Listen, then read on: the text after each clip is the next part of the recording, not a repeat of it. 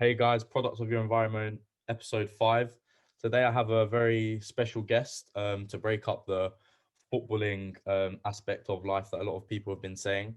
I have a ex-professional boxing champion and his career path from how he went from boxing to acting. So big welcome for Chris Evangeli.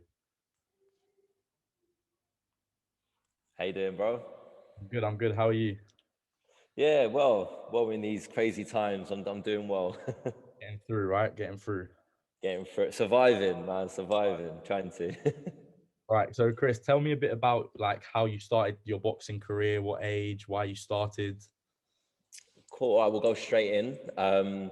So my family's always been a boxing family in the sense as we've always used to stay up to watch the big fights when we were kids. Like I remember waking up 5 a.m. to watch Tyson and Holyfield, Nassim Hamed back in the day. Like all the big major super fights would wake up with my dad and my family all sitting on the sofas watching these big fights. My eldest brother, Preston, he started boxing while I was about 10 years old. And I always sort of saw it was a little bit in the family then. But then he stopped to go more academic in life and he's, become a psychologist and, all sort of degrees. And there was a big gap in our life as brothers of who ever done boxing. And then when I was 17, I went to Woodhouse College and in North Finchley, London. Great college, doing my academics. I was always into training, hit the gym, things like that. But then I had an altercation on the street, and it wasn't even a fight. It was no fists were thrown, but I felt quite mugged off and felt like this big. And I thought I need to do something so I can raise my confidence in a confrontation, not to fight, but to have more confidence. Because I remember it was with an ex-girlfriend at the time, and I felt really I felt really bad about myself that I didn't stand up for myself, as best as I could have. And I just walked into a boxing club at the time, Haringey Boxing Club in Tottenham. And that was it. I just fell in love with boxing. I was going once a week, then I went to twice a week quite quickly. And I was really picking it up. And my coach at the time said, Chris, you're good enough to go all the way, but you have to give 100%, and then he can give 100%. My coach can give me 100%. And that was it. I decided I want to become a boxer. So it was either go to university, carry on doing what I was doing. I was actually acting at the time, but I needed to give this 100%. And, I wanted to be the best at it and turn pro. And I turned to boxing. And then that's when the journey started for me when I was about 17 and a half, 18. That's when I put everything into the boxing world. And Yeah. that's in a nutshell. That's how I started.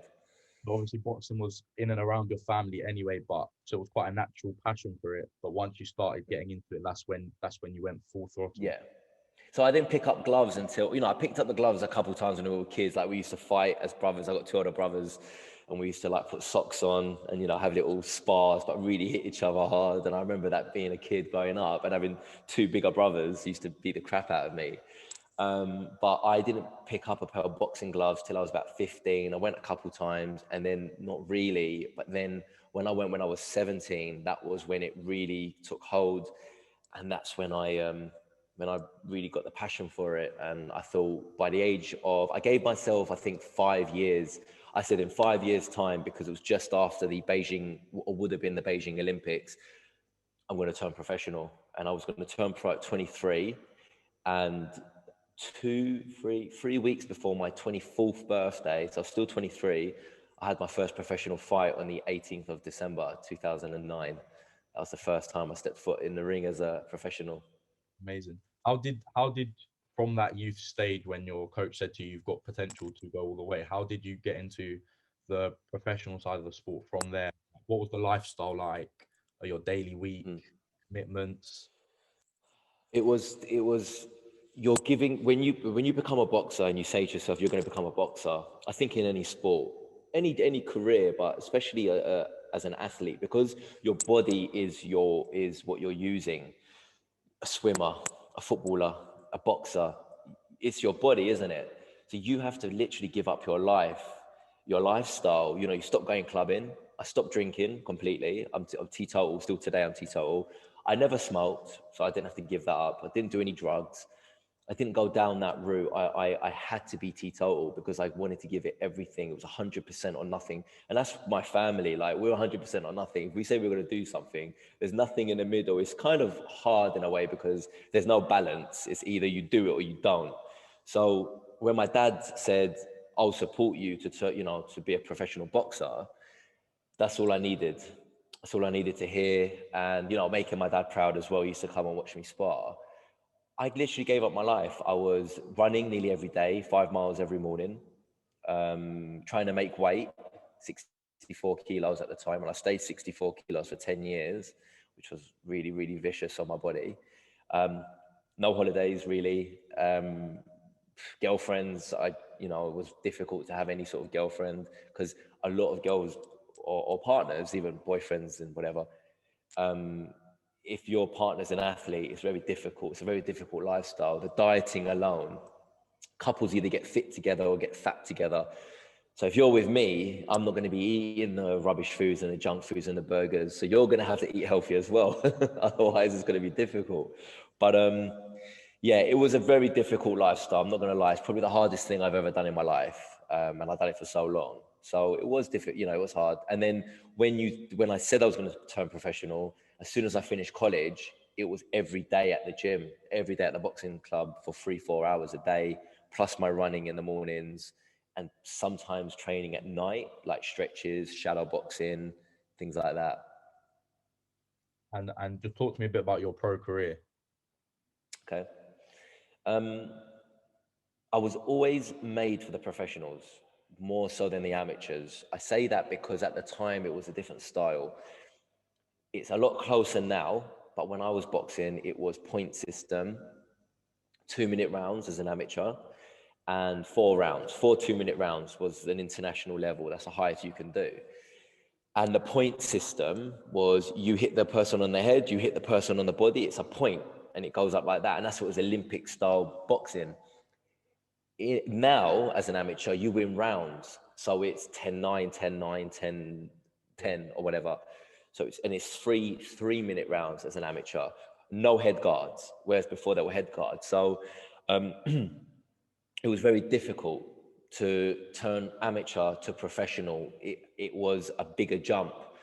But when I was an amateur, I had the American style, professional style. I was never just like this, taking shots, giving shots.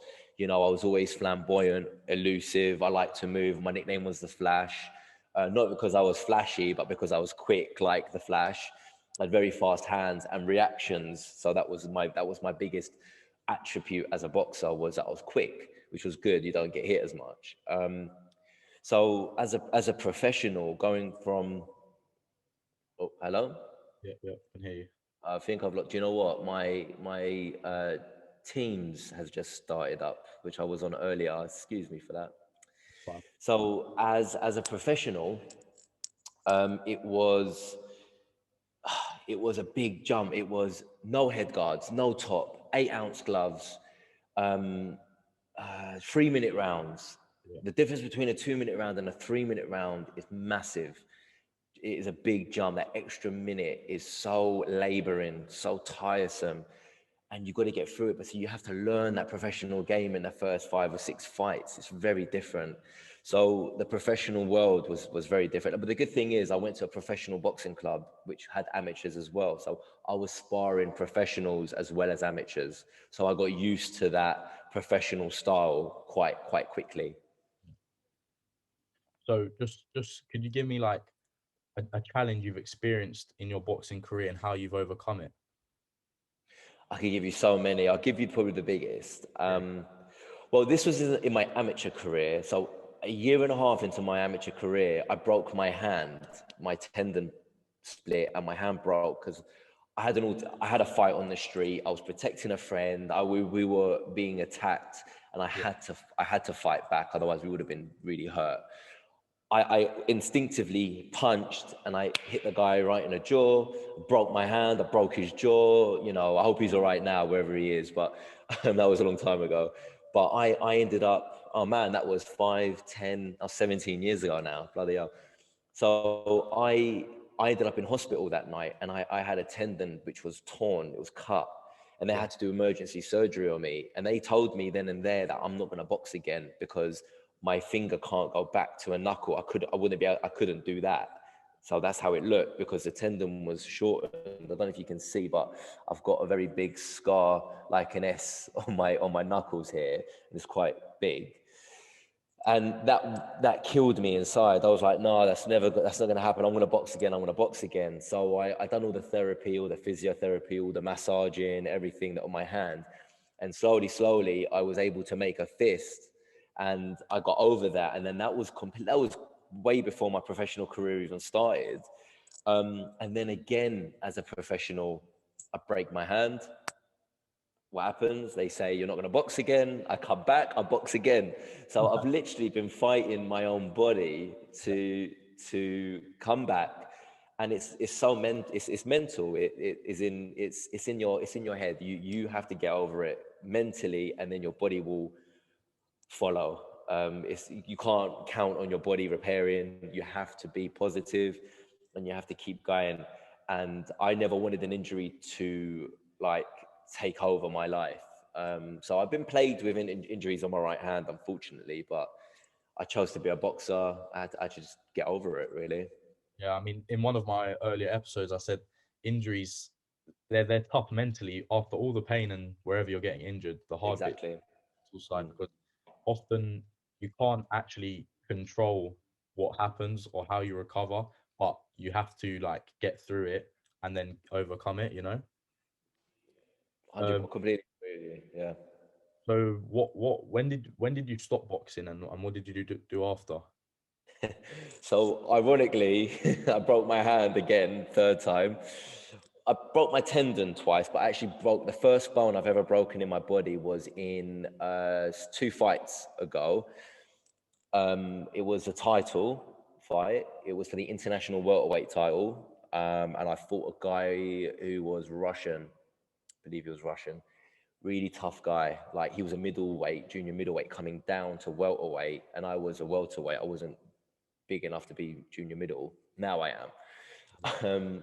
I boxed him, and the first right hand I threw hit him on his forehead, and I broke my bone here into 4 places. So this bone here split, like shattered that way. And for the whole fight, I was one-handed. And first round, second round, third, fourth, fifth, sixth, all was one-handed. And I got through it, and by some miracle, because I used my footwork, I used my speed, I won the fight. Wow. And that's when I became the champion. And that was another massive thing that I overcame as a boxer. I'm very proud of myself for that, because a lot of boxers would have thrown in the towel, and no one would have said anything. You break your hand, you break your hand. But my coach, Don Charles, he didn't let me. He said, no, you're leaving with the title. You're leaving with the title. And I said, okay, let's do it. And I went back to the second round and onwards, and I won. And then I defended my title, or I had another fight after, about a year later, when everything was fully healed. And I could still feel my hand. I could still feel the shooting pain going up. I remember it's 8-ounce gloves and 10-ounce gloves, not much in there. And I could still feel my hand. And the surgeon said, look, you need to take some time out of boxing, like a substantial amount of time, 6 months to a year. I don't want you punching with your hand because your bone isn't healing properly. I'm trying to speak fast because I don't want to be too much of a long story, but that's when I took some time out of boxing and dropped into the acting world, and that's how I kind of went from being a boxer to an actor. That was the metamorphosis of the transition. Yeah. Your hand fully recovered now. Is there gonna be a comeback, Chris? I've had so many people ask me that. I'll be honest with you. I've got no plans to fight again. However, I do miss it. I would only come back if it's like a charity event and it's against someone who people know as well, maybe a celebrity. I'm not saying I'm a celebrity, like someone else who's well known, maybe a YouTuber or whatever, who wants to get back in or wants to get in the ring. I would only fight if it's for something like a charity event or something like that. I wouldn't want to compete professionally again. It's just, I'm past that now. I've got a life now that I'm, so much going on, literally. So from there, obviously, you said you were doing a bit of acting when you were younger as well.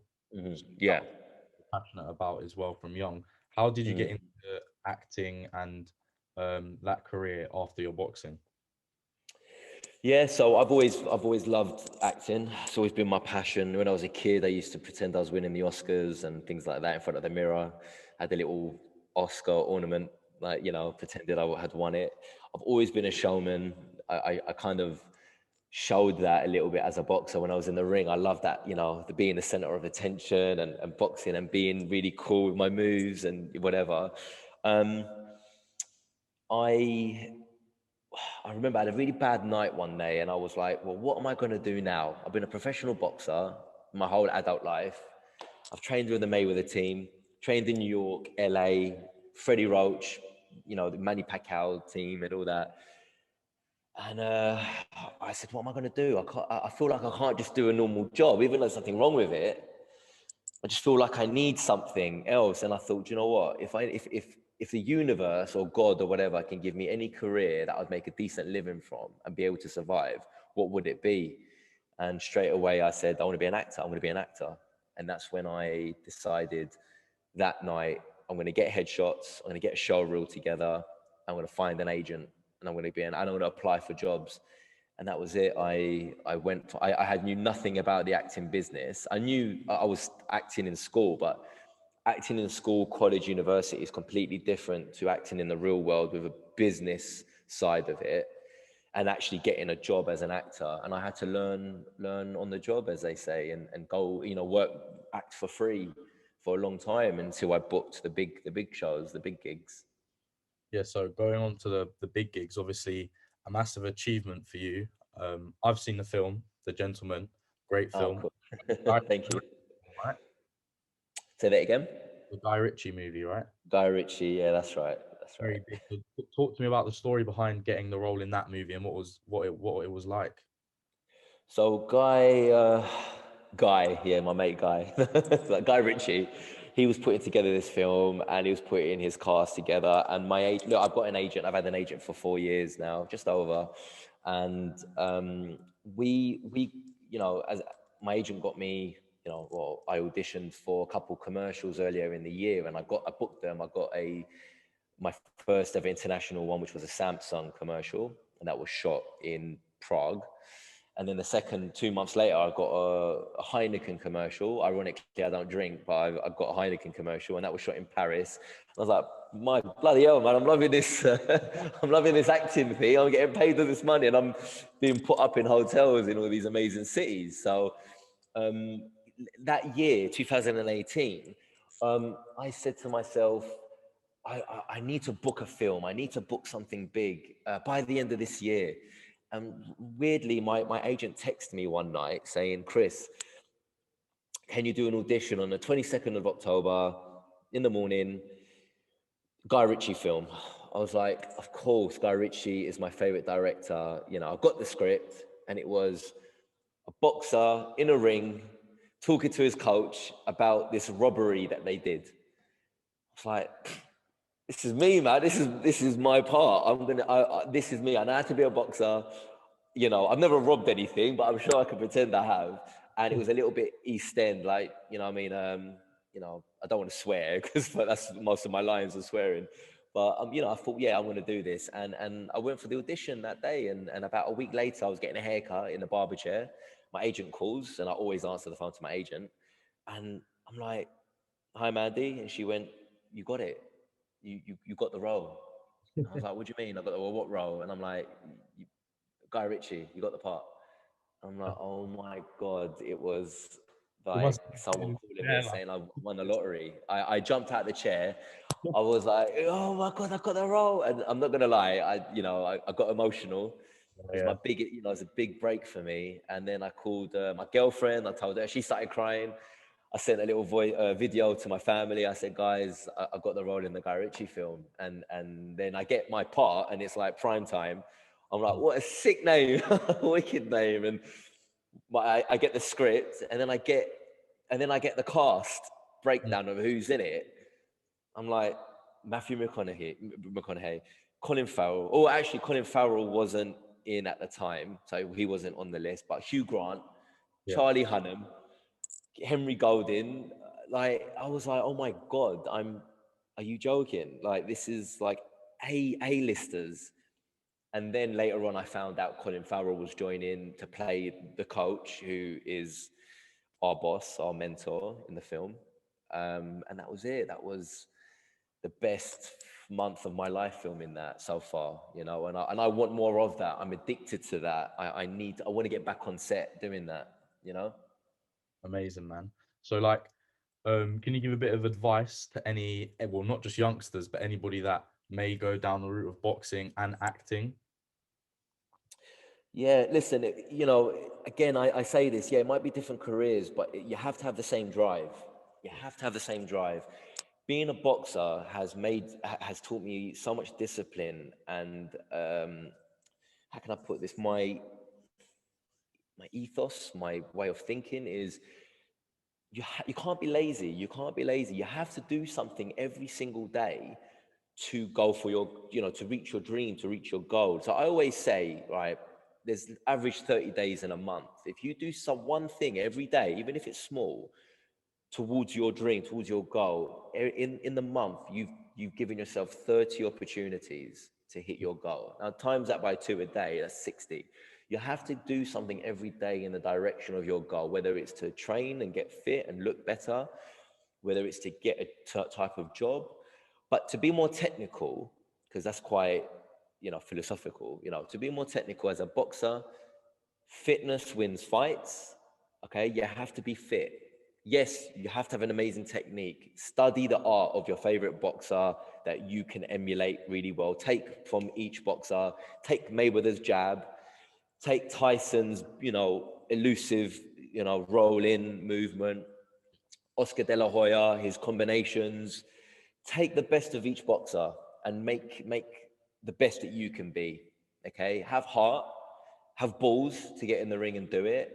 Don't put too much pressure on yourself, but train every day. Be fitter than your opponent. Always go the extra mile. Always make weight as best as you can without starving yourself, because you don't want to be lethargic in the ring.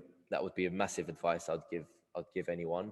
Don't be pressured into fighting people too early when you're not ready. Oh, because you need to win a title at this. No, if you take 20 fights to win a title, it doesn't matter. You're still the champion.